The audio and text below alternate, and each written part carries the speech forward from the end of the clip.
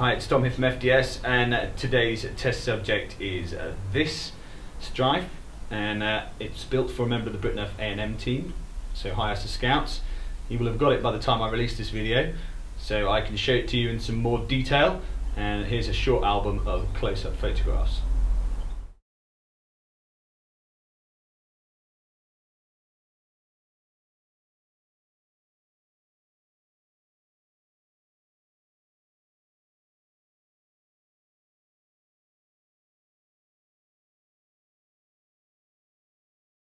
Okay, so now you've seen it in a little bit more detail. I'll run you through the mods. It's got a very sensitive microswitch trigger, and it's got a full 16 AWG rewire. It's got a completely custom made, as you can see from the reflections here, this is completely flat. This is a totally custom made cover for the battery tray, and I made this out of 1.5mm styrene sheet. It's all backed up. I added the Elite stripe and I put in grooving here to follow the lines of the original Elite stripe. On the top we have the American flag, and then down here we have the British flag, because Scouts is our transatlantic representative.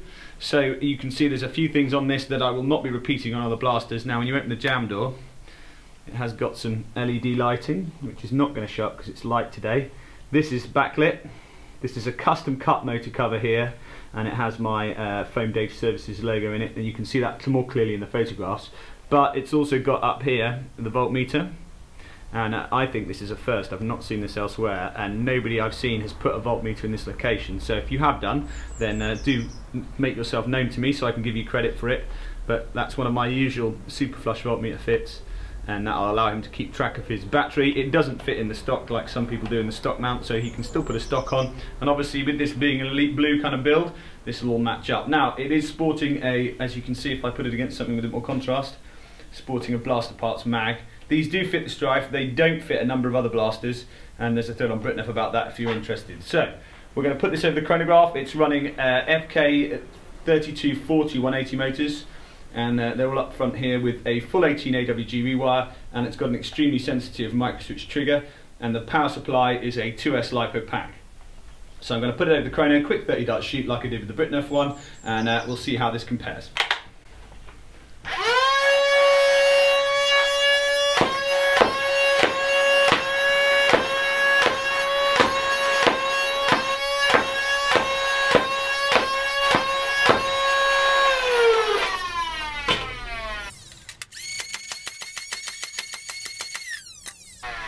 As you can see, there is no rev up time on this blaster, so those of you who still think that flywheels need a rev up time, then this is the kind of build that completely eliminates that. It's just a tap the trigger.